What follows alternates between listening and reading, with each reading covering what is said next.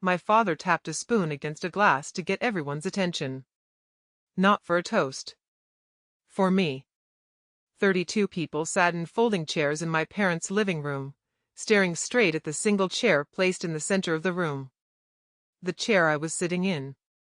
My mother stood beside a microphone on a cheap metal stand, holding a stack of papers like she was about to read a sermon. "This is happening," she said calmly, "because we love you." It was my birthday. 31 years old. No cake. No candles. No presents. Just an intervention. My younger brother had pushed the furniture against the walls earlier that afternoon. My cousin set up the microphone. My aunt hung a banner across the wood paneling behind my mother that said, in blue marker, "Sometimes love means telling the truth." My sister was standing in the corner beside a tripod, filming everything on her phone. I remember thinking something strange at that moment. Not anger. Not humiliation. Just clarity. Because as my mother began reading a speech about how selfish and manipulative I was, I realized something none of them knew. They thought they had planned this. But I had been planning for weeks. I let her talk. I let my father read his list. I let my brother shake his head like he was disappointed in me. And when they finally finished, when the room went quiet and everyone waited for me to respond, I stood up and said 6 words. Then I pressed play on my phone. What happened in the next 9 minutes ended 6 relationships in that room. My sister stopped filming halfway through. My uncle walked out. My father sat down like someone had unplugged him. And my mother, who had organized the entire thing, didn't say a single word for the rest of the night.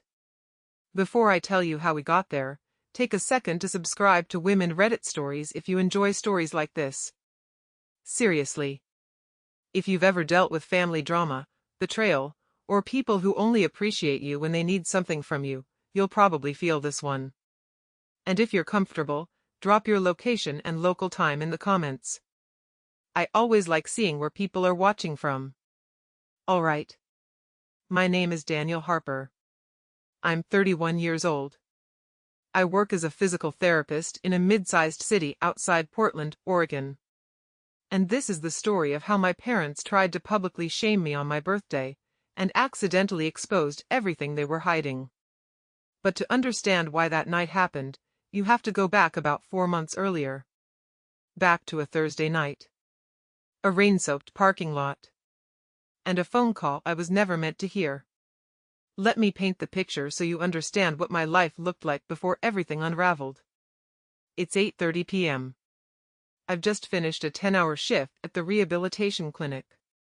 2 knee replacements, a stroke recovery session, and 1 elderly patient who refuses to do any exercises unless I tell him terrible jokes first. My scrubs smell faintly like disinfectant and peppermint gum. I'm sitting in my car outside the clinic with the engine off, rain tapping against the windshield in uneven patterns. I close my eyes for a second. Just breathing. Then my phone buzzes. 3 messages. Mom. Daniel, the electric bill is higher than expected this month. Can you help out again? Dad. A picture of a plumbing estimate. No caption. My younger sister, Brooke. Hey, can you spot me $350? I need it for a business course. I already know the routine. I open my banking app. Mortgage payment for my parents' house, $950. Utility help, around $250. Brooke's student loan payment I've been covering for 2 years, $210. Groceries I drop off every Sunday, usually $120. It comes out to about $1,500 a month.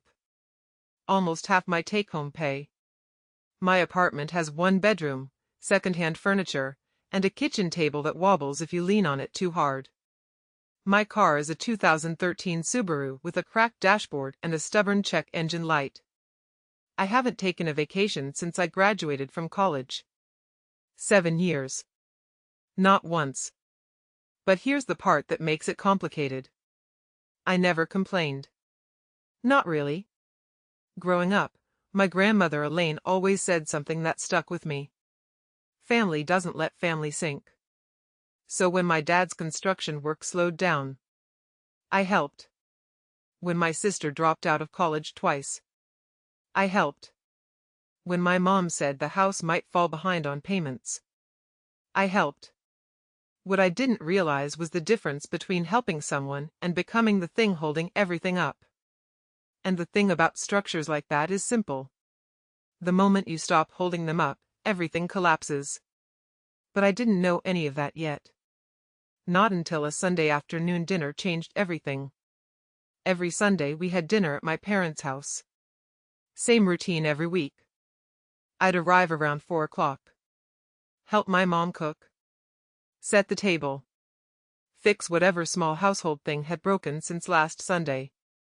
By the time everyone else arrived, I'd already been working for an hour. That particular Sunday, my mom was in a fantastic mood. She kept talking about Brooke's social media page. Her personal brand is growing so fast, Mom said proudly while stirring gravy. She has almost 1,800 followers now. Dad nodded like she'd just announced Brooke got into Stanford.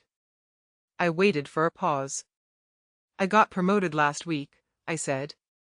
My mom reached for the salt shaker. That's nice, honey. Can you grab the casserole dish from the oven? Brooke arrived 40 minutes late. She walked in carrying a bottle of wine like she'd just returned from saving a village. Mom hugged her at the door. I had been there for 2 hours. Nobody hugged me. Brooke dropped into the chair across from me and brushed her hair over one shoulder. That's when I noticed the necklace she was wearing. A small gold pendant. I had seen it before. Is that Grandma Elaine's? I asked. Brooke shrugged. Aunt Melissa gave it to me. I looked at my mom. She suddenly became very interested in cutting the roast. Because Grandma Elaine wore that necklace every time I visited her at the assisted living center. Every time. She had never given it away. But no one at that table wanted to talk about it. So I did what I always did. I let it go. That's what I had spent most of my life doing. Letting things go. The comments. The favoritism. The quiet expectation that I would always be the responsible one. I was very good at letting things go. Until the night I couldn't. And that night started 3 months before my birthday. With an unlocked back door. And a conversation I was never supposed to hear. The back door to my parents' house was unlocked. It almost always was. That Tuesday evening I had stopped by to grab a hoodie I'd left there after Sunday dinner. It had started raining again, one of those endless Oregon drizzles that somehow manages to soak through your jacket without ever looking like real rain. The kitchen lights were on. Voices drifted down the hallway. Mom and Brooke. I stepped inside quietly and shut the door behind me. I was about to call out, say hello, when I heard my name. We do it on his birthday, Mom said. My hand froze on the edge of the doorframe. Brooke laughed. Seriously? That's perfect. Mom's voice dropped into that calm, organized tone she used whenever she planned church events. We sit him down and finally say everything. Daniel needs to hear the truth about himself. My stomach tightened. Brooke asked, You really think he'll sit there and listen? Mom scoffed softly. He will.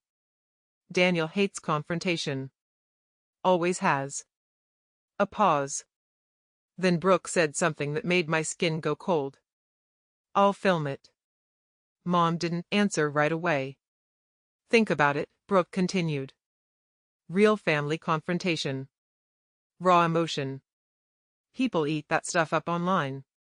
Brooke. No, seriously. My engagement would explode. I leaned slightly closer to the hallway corner, heart hammering in my chest. Mom sighed. Well, just don't make it look cruel. It won't be cruel, Brooke said. It'll be honest. Then she lowered her voice. What if he cuts us off, though? Mom laughed. Not nervous laughter. Confident laughter. The kind adults use when a child says something naive. He won't. How do you know? Because he never has. Brooke hesitated. What if this pushes him too far? Mom answered immediately. Then everyone will see exactly what we're talking about. Silence hung in the kitchen for a second. Then Mom continued. If Daniel storms out after we try to help him, he proves our point. That he's selfish and unstable. Brooke laughed again. So it's a win either way. Exactly. I stood there in the hallway, my brain struggling to process what I was hearing. They were planning an intervention. For me. But not because they were worried. Because they wanted an audience. 40 people. Maybe more. Friends. Neighbors. Family. And apparently, the internet. Brooke spoke again. What about the money thing? Mom's voice turned sharp. That's exactly why we're doing this. What do you mean? He holds it over us. I blinked. What? Mom continued. Every time he helps with a bill, it's like we're supposed to be grateful. Brooke snorted. Well, yeah. Exactly, Mom said. That's manipulation. Manipulation. The word bounced around in my head like a loose marble. 8 years of helping them. 8 years of covering bills. 8 years of showing up early, fixing things, carrying groceries, writing checks. Manipulation. Brooke asked quietly, so what do we actually say? Mom answered like she had rehearsed it already. We tell him he's controlling. That he uses money to make people dependent. My hands started shaking. Brooke chuckled. This is going to be wild. Mom said one more thing before I slipped back out the door. Once people see the truth about Daniel, he won't be able to hide behind that good son act anymore. I sat in my car in the driveway for almost 20 minutes. Rain tapped against the windshield. My hands stayed on the steering wheel. I didn't start the engine. Didn't move. Didn't speak. Eventually I pulled out my phone and called someone. Naomi. She answered on the second ring. Hey stranger, she said. Naomi and I had met in college. She studied law. I studied physical therapy. We stayed friends mostly because Naomi had a talent for saying uncomfortable truths out loud. What's wrong? She asked immediately. I told her everything. Every word I had heard. I expected her to interrupt. She didn't. She listened quietly. When I finished, she asked one question. You still have that voice recorder app? I frowned. What? The one I told you to download last year. Last year a patient had threatened to file a lawsuit against the clinic. Naomi had told me to keep a recording app installed anytime I dealt with aggressive family members. Just in case. Yeah, I said slowly. Good. She paused. Then she said something that changed everything. Start using it. I rubbed my face. You think I should record my own family? I think, Naomi said calmly, you should protect yourself. I stared through the rain-streaked windshield. I don't want revenge. Good, she said. Because revenge is messy. Another pause. What you want, Naomi said, is leverage. Over the next few days I did what I always do when things get complicated. I made a list. Not an emotional list. A practical one. If the intervention happened the way Mom described, 40 people would sit in that living room listening to my family explain why I was selfish. In a small city like ours, reputations mattered. 2 of my parents' neighbors worked at the same hospital network as my clinic. My sister's boyfriend worked in real estate. Several relatives had business ties around town. All it would take was one story spreading. Daniel Harper's family had to stage an intervention for him. That kind of thing sticks. If I showed up and defended myself loudly, I'd look unstable. If I refused to attend, they'd say I couldn't face the truth. 3 doors. All traps. I explained this to Naomi over coffee 3 days later. She listened. Then she said something simple. They built the stage. I frowned. What? They invited the audience. Yeah. So let them. I stared at her. What are you talking about? Naomi leaned forward. You don't control the event. Right. But you can control what happens on that stage. I felt something shift in my chest. What do you mean? Naomi smiled slightly. You need a 4th door. That night I opened the recorder app before walking into my parents' house for Sunday dinner. Just like Naomi suggested. I didn't hide the microphones. Didn't do anything dramatic. I simply opened the app and slipped my phone into my pocket. Week 1. Nothing interesting. Dad watched football. Mom complained about grocery prices. Brooke didn't show up. Week 2. Still quiet. Week 3.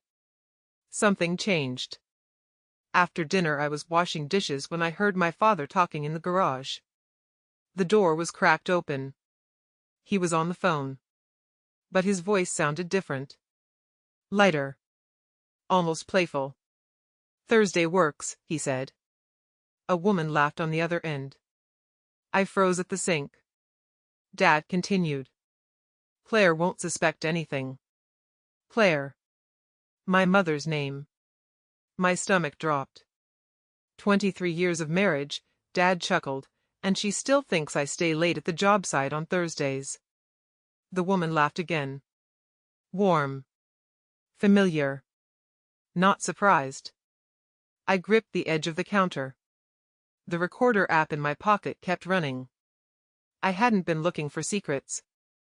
But apparently secrets were everywhere in that house. And my phone had started collecting them. Without filtering. Without mercy. And I had no idea yet how useful that would become. The first time you realize your family isn't what you thought it was, it doesn't feel like a dramatic revelation. It feels quiet. Like a small crack forming somewhere in the foundation. You can't see the hole break yet, but you can hear the sound. And once you hear it, you start listening more carefully. The Thursday phone call in the garage should have shocked me. Instead, it did something else. It made me curious. Not in a petty way. In a cautious way. Because Naomi's words kept echoing in my head. Leverage. I wasn't trying to destroy anyone. But if my parents were preparing to destroy my reputation in front of 40 people, I needed the truth on my side. So the next Sunday, I arrived at dinner like always. 4 o'clock. Early. Helping my mom chop vegetables in the kitchen. Phone in my pocket. Recorder running. Mom talked about the usual things. Church events. Grocery prices. How Brooke was building momentum online. I nodded when appropriate. Set the table. Fixed a loose cabinet hinge.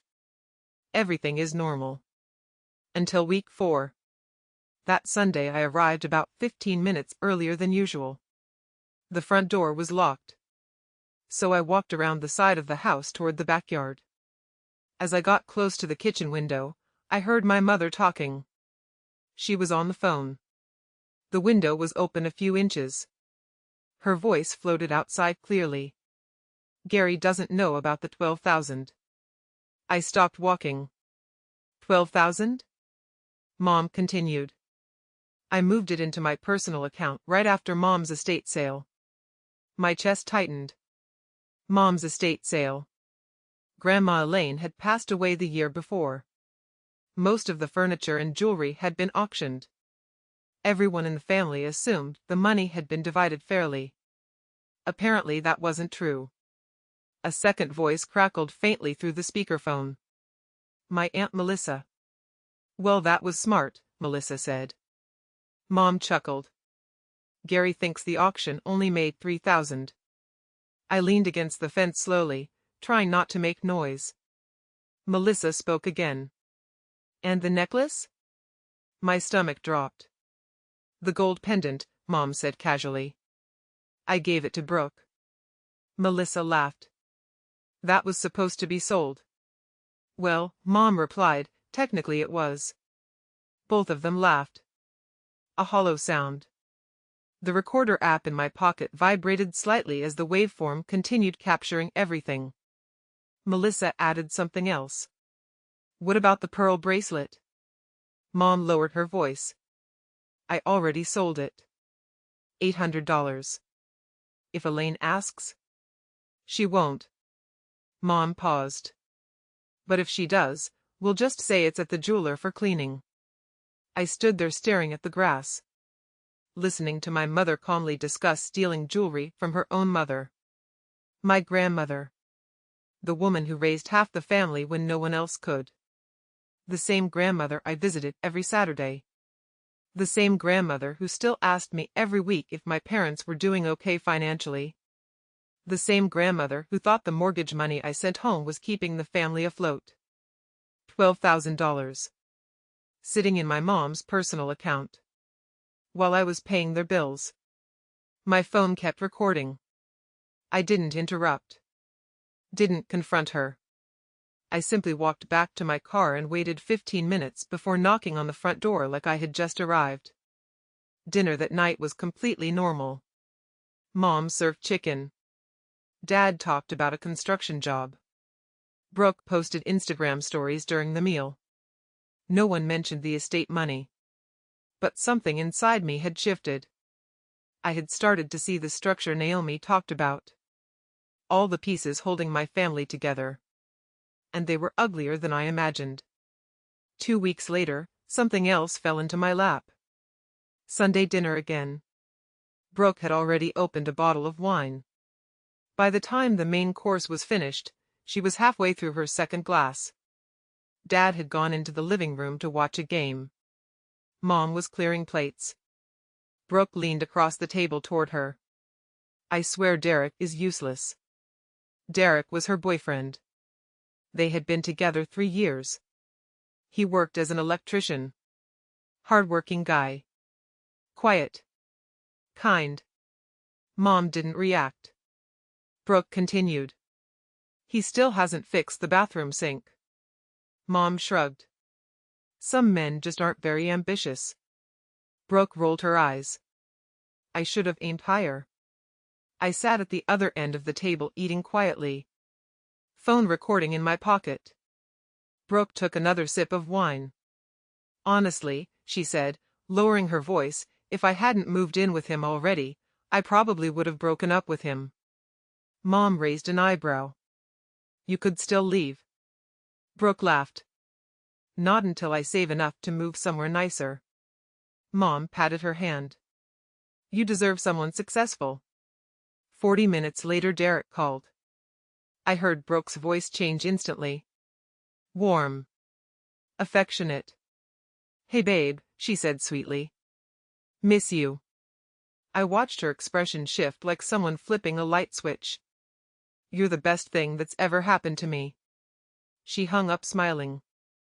I stared at her. This was my sister. The same person who planned to live stream my humiliation online. The same person whose car payment I'd been covering for 2 years. And the man she called the best thing in her life had no idea she had just spent 20 minutes tearing him apart. The recorder in my pocket captured every word. Another secret. Another piece of leverage. And my birthday was still 6 weeks away.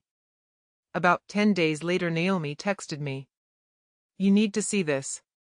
She sent 2 screenshots. Facebook messages.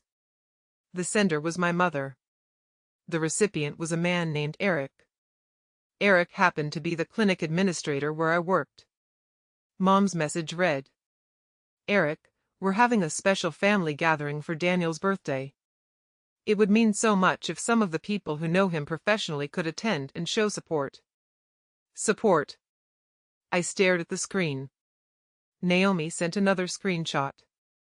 This one sent directly to my supervisor. Mark, Daniel respects you so much.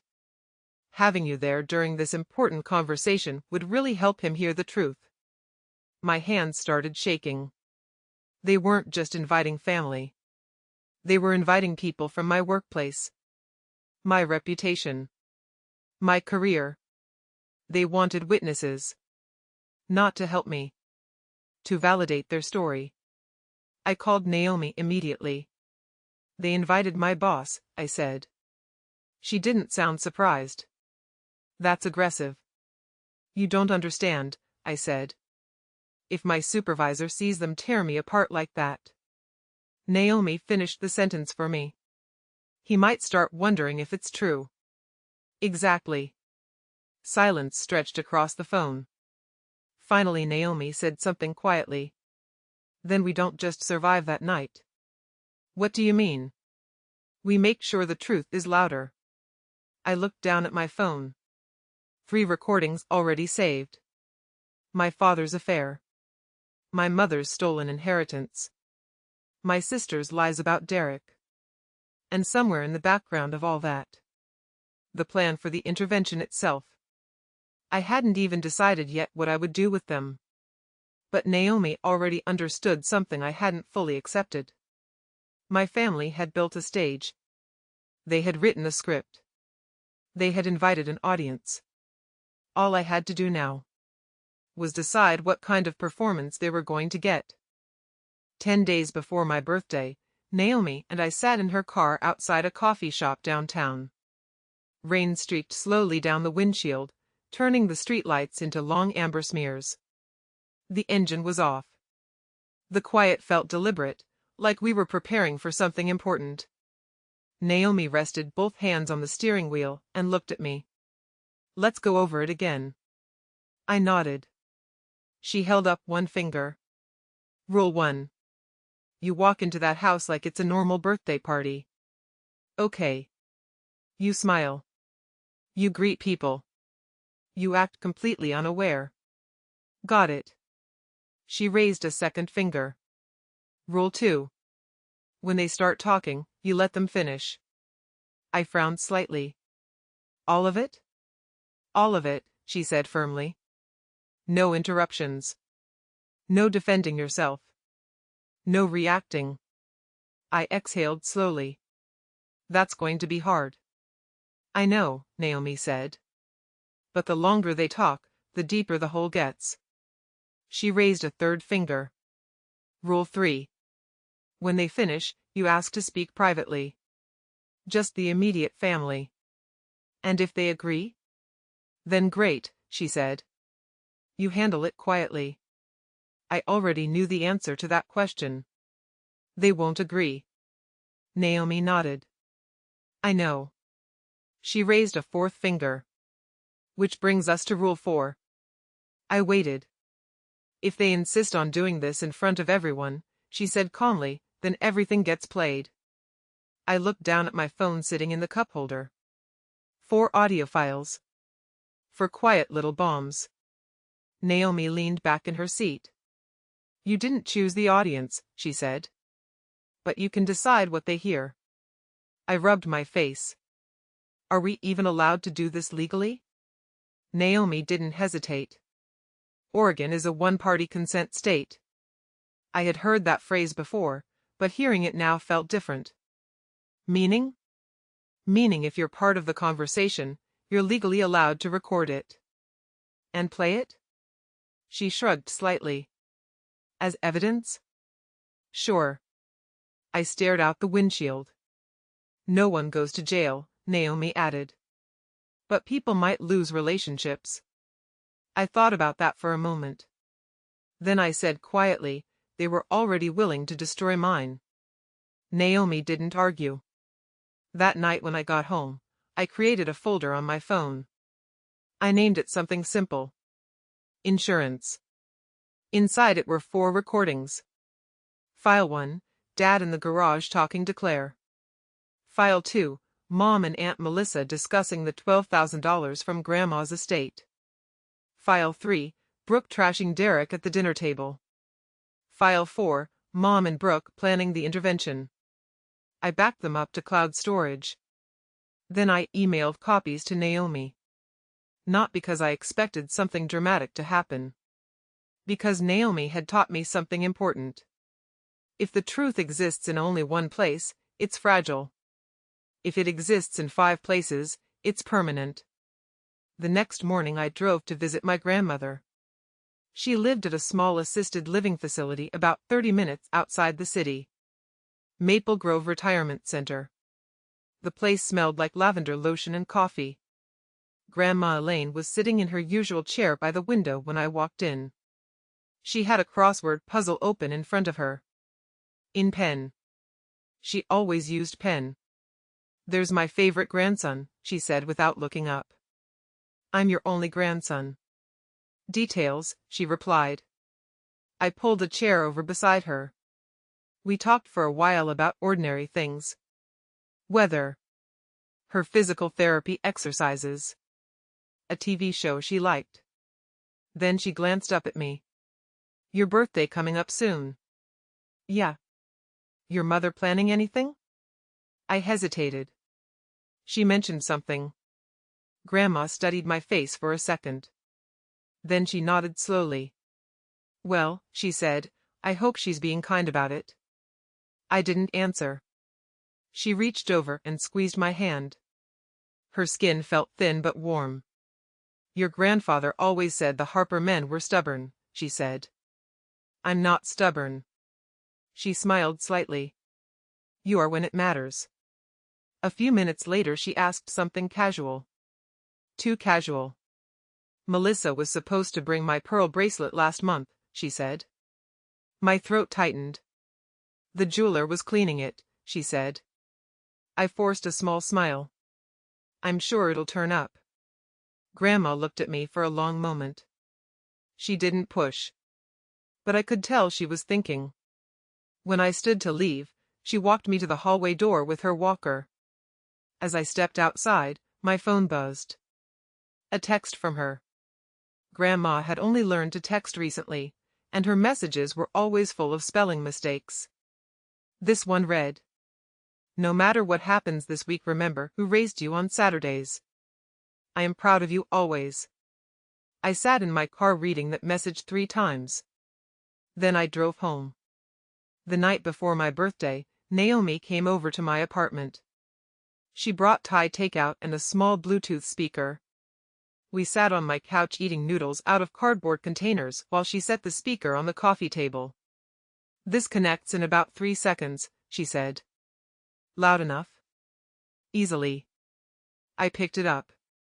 It was barely larger than a soda can. Small. Black. Unremarkable.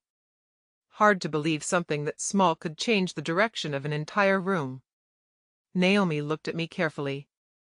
"Once you press play," she said, "you can't undo it." "I know.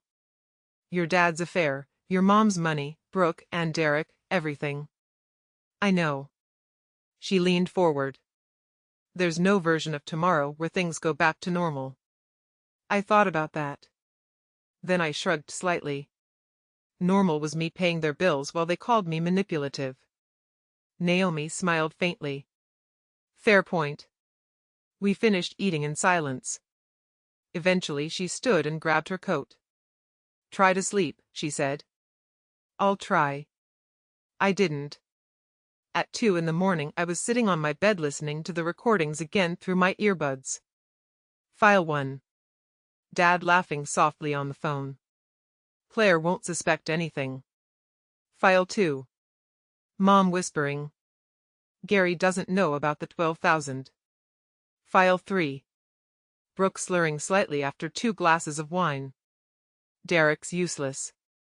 File 4. Mom's calm voice planning the intervention. We do it on his birthday. I pulled the earbuds out. My apartment was completely silent. Outside, a streetlight cast a dull orange glow across the ceiling. My family thought they had built a courtroom for tomorrow. They had prepared their testimony. Their evidence. Their audience. What they didn't know was that the defendant had evidence too. And unlike theirs, Mine was recorded. I pulled into my parents' driveway at 6:10 p.m. The street was already lined with cars. Not the normal number you'd see for a birthday dinner. Too many. At least a dozen. Maybe more. Headlights reflected off the wet pavement in long, blurry streaks. The sky above Portland had that dull gray color it gets before a late evening drizzle starts again. I sat in my car for a moment with the engine running. My phone battery was at 97%. The recorder app was already open. The Bluetooth speaker was paired. Everything ready. Not that it felt like preparation for a confrontation. Strangely, it felt more like preparing for surgery. Calm. Focused. Precise. I turned off the engine and stepped out. The air smelled like rain and cold asphalt. As I walked up the front path toward the house, I could hear voices inside. A lot of voices. I opened the front door. And immediately realized this was not a birthday party. The living room had been rearranged. The couch and coffee table were pushed against the walls. In their place were rows of folding chairs. 4 rows deep. About 8 chairs across. Facing the same direction. At the front of the room stood a microphone on a metal stand. Behind it hung a banner made from white butcher paper. Blue marker letters. Sometimes love means telling the truth. No balloons. No cake. No decorations. Just chairs. People. And a stage. The room felt quiet when I stepped inside. 30 pairs of eyes turned toward me. Some curious. Some uncomfortable.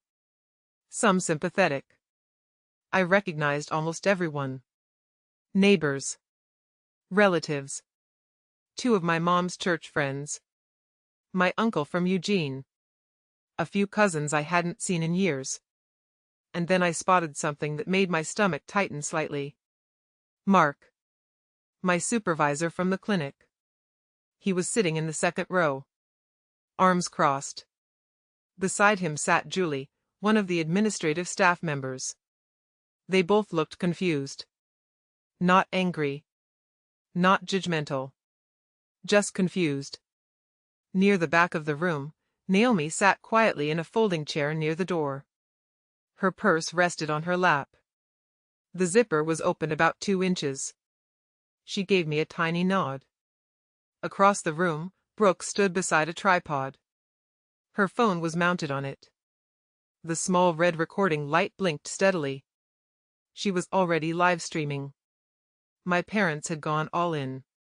Right in the front row was a single empty chair. Facing the entire room.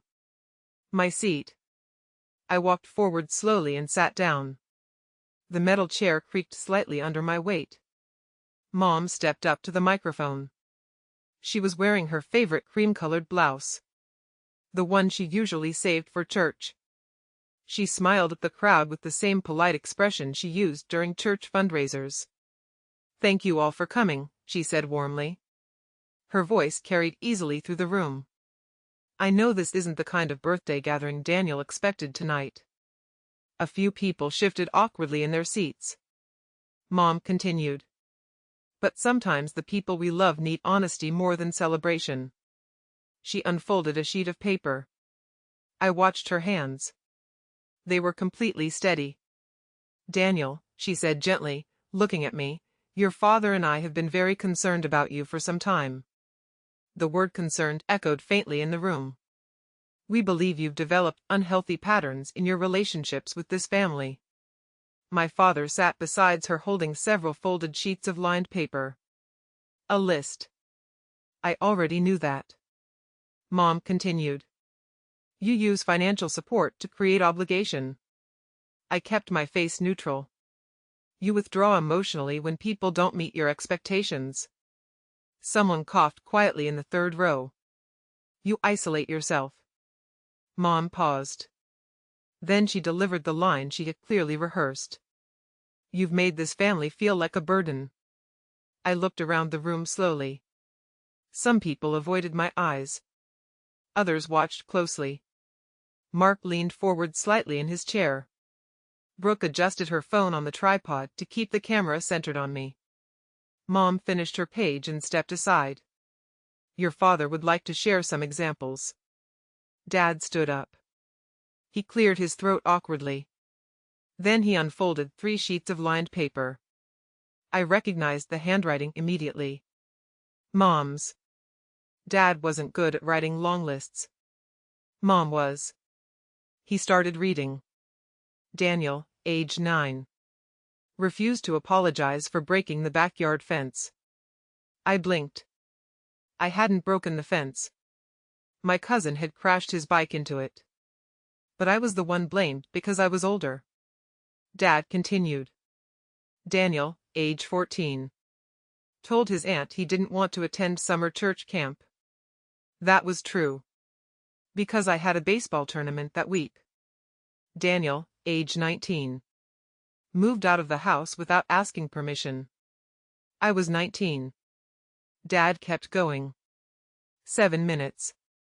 7 minutes of small childhood moments twisted into character flaws. The room stayed silent. A few people shifted uncomfortably. Julie covered her mouth at one point. Mark stared at the floor. Brooke kept filming. Finally, Dad lowered the papers. He looked at me.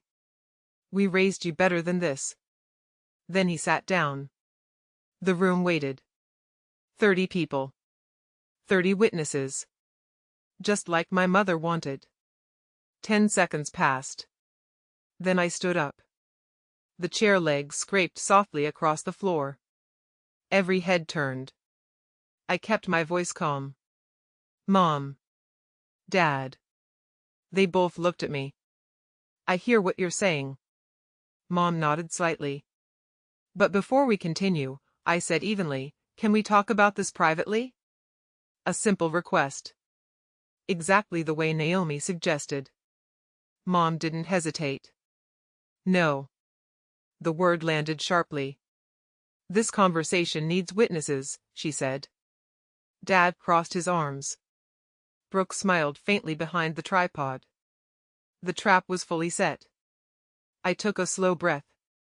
Then I reached into my jacket pocket, pulled out my phone, and held it up where everyone could see it.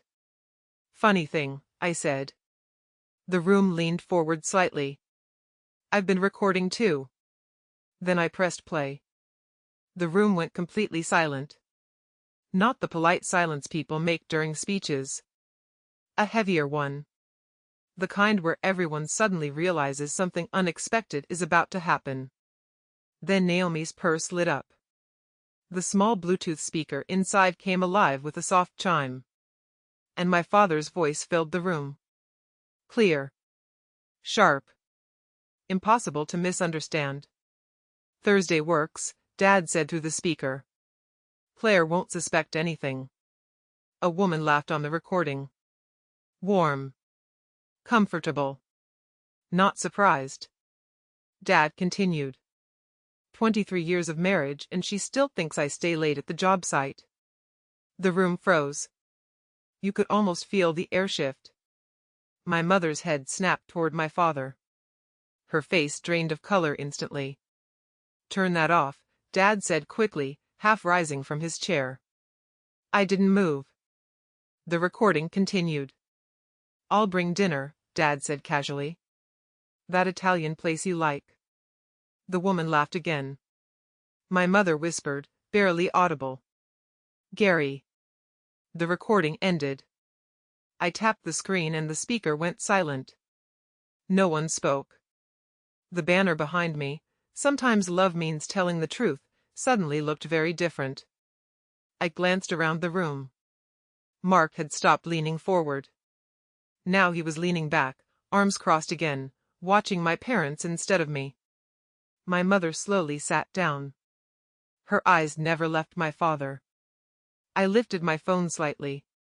That's recording 1, I said calmly. I paused. There are 3 more. No one moved. No one interrupted. Not even Brooke. The red recording light on her tripod had disappeared. At some point during the first playback, she had ended the live stream. Too late.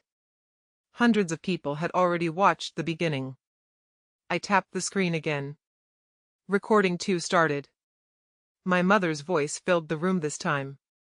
Gary doesn't know about the 12,000. A murmur rolled through the chairs. The recording continued. I moved it to my personal account right after Mom's estate sale. My Aunt Melissa's voice came through faintly. That was smart. Then Mom again. He thinks the auction only made 3,000. Someone in the back row whispered something. My father turned slowly toward my mother. 12,000, he said hoarsely. The recording kept going. And the necklace? Melissa asked. I gave it to Brooke. Brooke's face went pale. And the bracelet? Mom answered casually. I sold it. $800. The speaker clicked off. This time the silence lasted even longer. A few chairs creaked. Someone cleared their throat. My father stared at my mother like he had never seen her before. You told me the estate only brought in 3,000, he said quietly. Mom didn't answer. Across the room, Aunt Melissa stood up abruptly. Claire, she whispered harshly, you said no one would ever find out.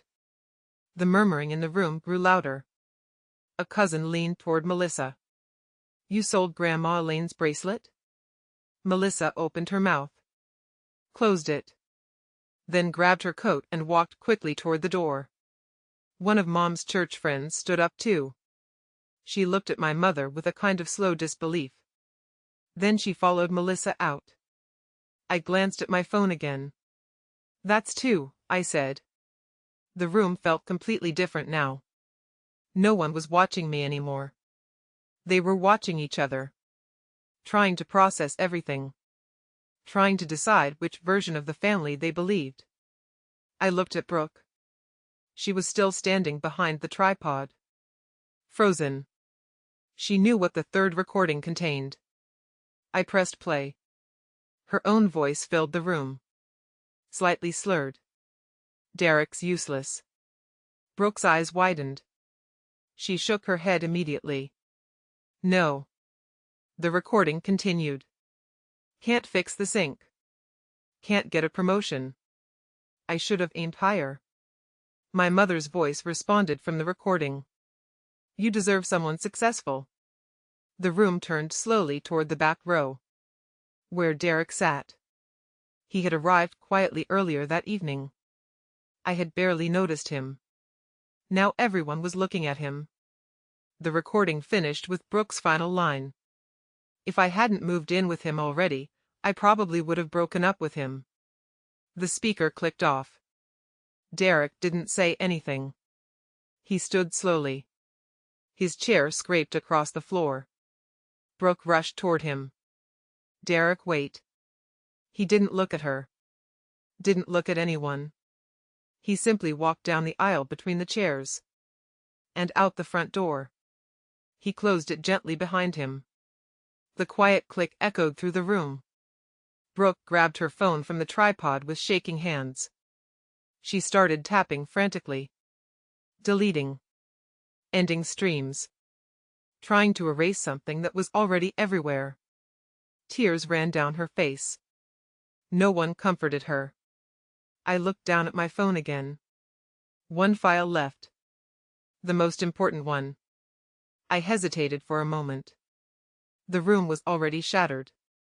But this last recording explained everything. I pressed play. My mother's voice filled the room once more. Calm.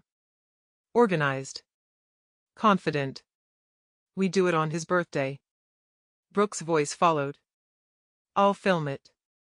My page needs content like this. Then Mom again. If he threatens to stop paying the mortgage, we tell everyone he's abandoning the family.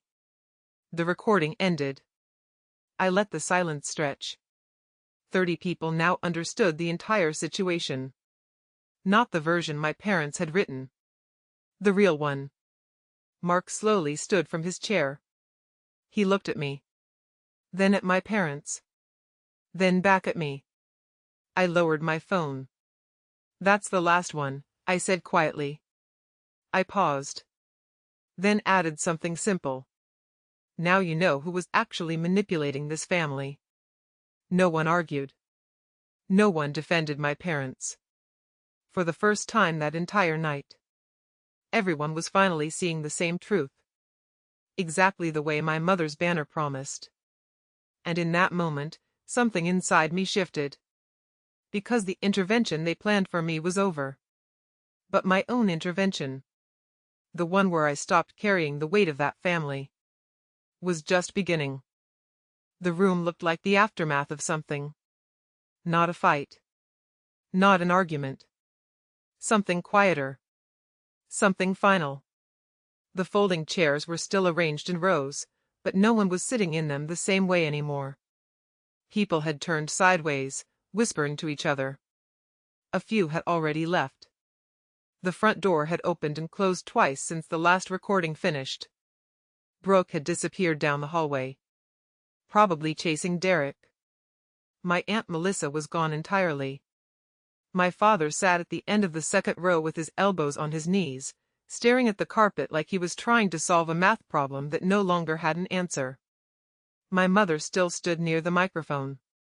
But she didn't look like someone running a family intervention anymore. She looked like someone who had lost control of the room. I slipped my phone back into my pocket. Then I said the thing I had been thinking about for weeks.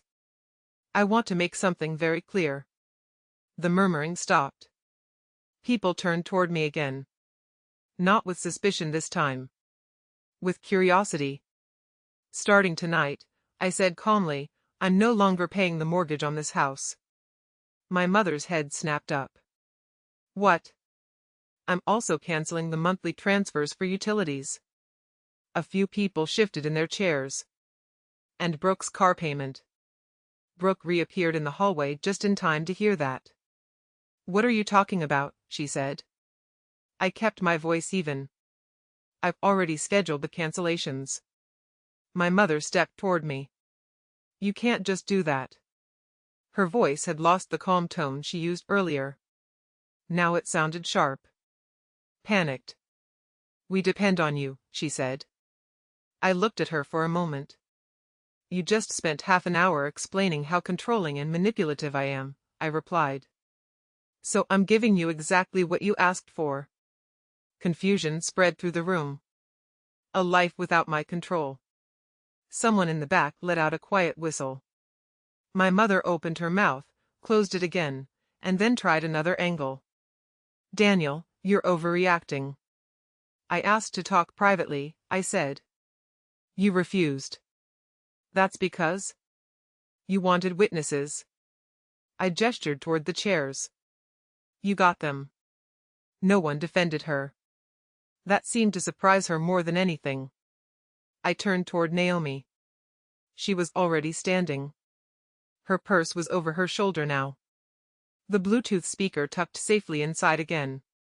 Ready? She asked quietly. Yeah. I looked around the room one last time. I'm sorry this wasn't the birthday party you expected, I told the guests. A few people nodded sympathetically. Then I walked toward the door. I had almost reached it when Mark stood up. My supervisor rarely raised his voice at work. He didn't raise it now. But the entire room still went quiet. Daniel. I stopped. Mark stepped into the aisle. I've worked with you for 6 years. I turned to face him. I've seen you stay 2 hours after your shift ended to help patients walk again, he continued. I've watched families cry in the hallway because you helped someone recover when no one else thought it was possible. He paused. Then he said something simple. I know exactly what kind of person you are. The room stayed quiet. This, he said, glancing at my parents, doesn't change that. It landed harder than anything else said that night. I nodded once. Thank you. Julie stood up next. She grabbed her coat. I'm giving you a ride home if you need one, she said. Naomi smiled faintly beside me. I shook my head. I'm good. I reached the door. My mother suddenly grabbed my sleeve. Daniel. Her fingers trembled. Please. I looked down at her hand. Then at her face. She looked smaller somehow. Not physically. Emotionally. Like the stage she built had collapsed underneath her. You had a microphone, I said quietly. She didn't answer. I had a phone. I gently pulled my sleeve free. The difference, I said, is mine told the truth. Then I opened the door. And walked outside. The cool Oregon air felt different somehow. Quieter. Lighter. I stood on the porch for a moment before walking down the driveway. My phone buzzed. A text message. From Grandma Elaine. Sent an hour earlier. Happy birthday, sweetheart. Proud of you always. I read it twice before putting the phone back in my pocket. Naomi walked beside me toward the street. Neither of us said anything for a minute. Finally she asked, You okay? I thought about the question honestly. I don't know yet. She nodded. That's fair. Over the next week, everything changed. Not all at once. But quickly. 3 days after the party, my father moved out. No shouting. No dramatic scene. He packed a duffel bag and drove to a friend's apartment. Apparently the conversation with my mother after the recordings didn't go well.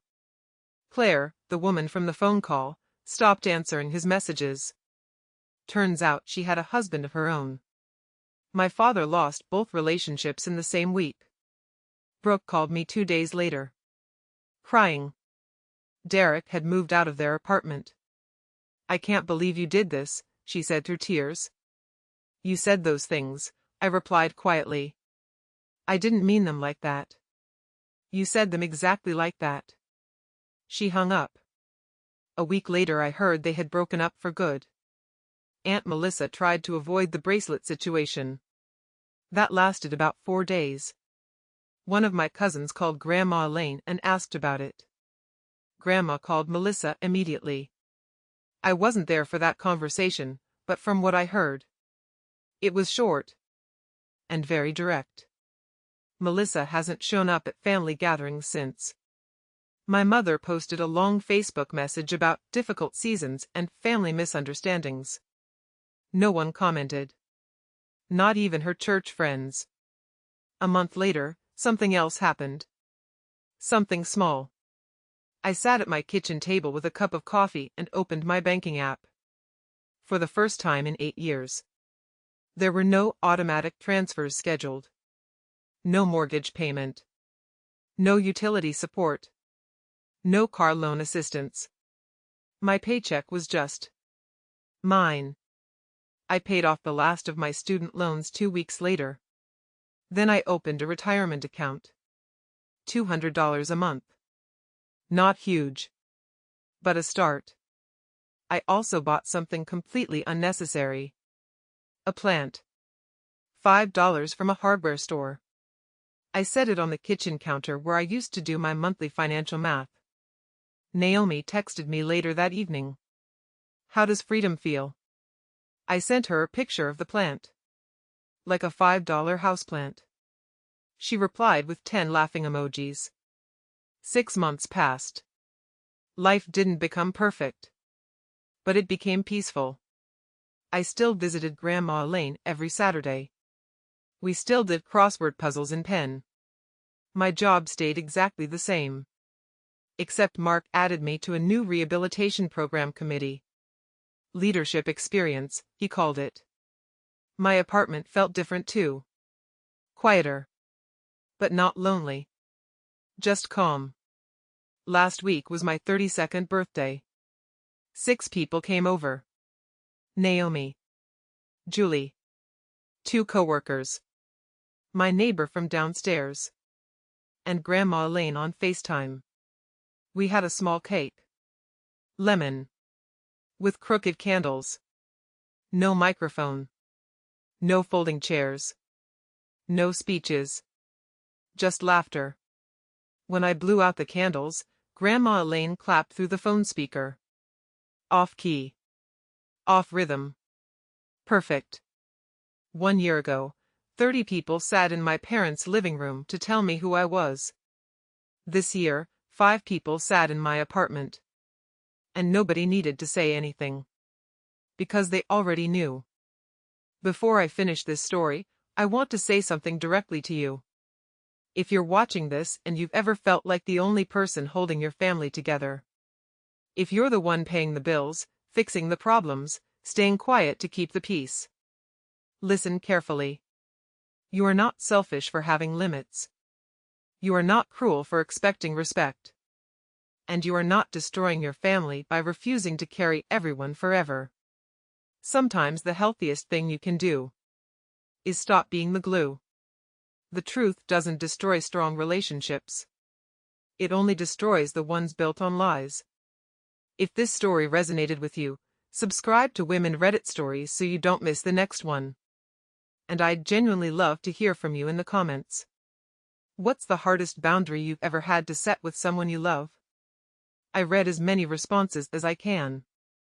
And if you want another story about family drama that might hit just as hard, check the one linked in the description. I'll see you there.